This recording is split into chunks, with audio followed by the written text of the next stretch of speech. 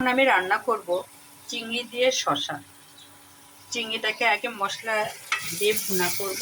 আমি এর জন্য মশলা যথেষ্ট পরিমাণ দিয়েছি এবং চিংড়িটা ভুনা করার জন্য মশলাটা ভুনা হয়ে গেছে।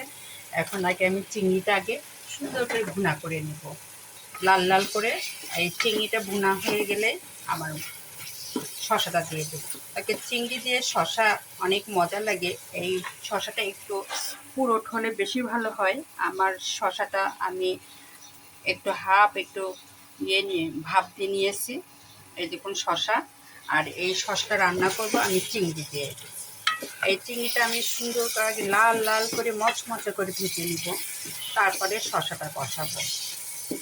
কারণ এই চিংড়ি দিয়ে শসা আমারও পছন্দ, আমার পরিবারের সবাই পছন্দ করে। তা আমি কেনার সময় একটু পুরোটালা শসাই কিনেছি এই তরকারি খাওয়ার জন্য। আর বেশ কয়েকদিন ধরে ভাবছিলাম শসা দিয়ে চিংড়ি রান্না করবো, শসা দিয়ে চিংড়ি রান্না করবো। ভাগ মতো শসা পেয়েছি, কিনে নিয়ে আসছি। এখন আমি এই চিংড়িটাকে আগে সুন্দর করে লাল লাল করে ভুনা করব, করে তারপরে শসাটা কষাবো। কষায় তারপরে হালকা পানি দিয়ে মাখা মাখা করে নামিয়ে ফেলবো। আর শসা দিয়ে চিংড়ি আমি খেয়েছিলাম জামালপুর, যখন আমি ট্রেনিংয়ে গিয়েছিলাম গ্রামীণ ব্যাংক থেকে। সেখানে এই আমরা ট্রেনিং অবস্থায় বুয়া রান্না করেছিল। আমার জীবনে ফার্স্ট শসা দিয়ে চিংড়ি আমি ওখানে খেয়েছিলাম। সেটাও হলো আজ থেকে 20 বছর আগে। আর তখন থেকে আমি বাসায় শসা দিয়ে চিংড়ি রান্না করি।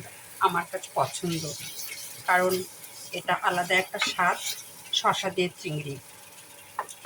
আর আমি বাসায় রান্না করাতে আমার বাচ্চারাও পছন্দ করে, আমার সাহেবরা পছন্দ করে। শসা দিয়ে চিংড়ি রান্না করার আগে আপনি শসাটাকে আগে কাটবেন পাতলা পাতলা করে। তারপরে আগে চিংড়িটা মশলা দিয়ে ভুনা করে নেবেন। আর সব ধরনের মাছের যা যা দেয় সব মশলা এখানে দিতে হবে। দিয়ে আগে মশলাটা লাল লাল করে নিয়েছি, নিয়ে চিংড়িটা ছেড়ে দিয়েছি। চিংড়িটা ছাড়া যখন লাল লাল হয়ে যাবে, ভুনা হয়ে যাবে, তখন আমি শসাটা দিয়ে দেবো। তারপরে হালকা একটু নেড়ে চেড়ে এরকম মাখা মাখায় রেখে দিব। ঝোল করব না, খুব একটা ঝোল হবে না, মোটামুটি হালকা একটু ঝোল হবে। তবে ধনের পাতা হলে ভালো হতো। আপাতত আমার ঘরে ধনের পাতা নেই, এই জন্য আমি ধনের পাতা দেব না, শুধু শসা দিয়ে চিংড়িটা রান্না করব। আমার কিন্তু এখনও মশলা কষানো হয়নি, আমি আরও কষাবো। একবারে চিংড়িটা যখন সুন্দর মচমচা করে কষানো হয়ে যাবে, তারপরে আমি শসাটা দিয়ে দেবো। দেখুন আমি যথেষ্ট সময় নিয়ে কিন্তু চিংড়ি দিয়ে পেঁয়াজ দিয়ে কষাচ্ছি। তবে এভাবে চিংড়ি পেঁয়াজ দিয়ে রাখলেও মজা। তারপরেও আমি আজকে শসা দিব, কারণ পেঁয়াজের পরিমাণ আমি অনেক বেশি দিয়েছি। তার একটাই কারণ, আমরা পেঁয়াজ বেশি খাই।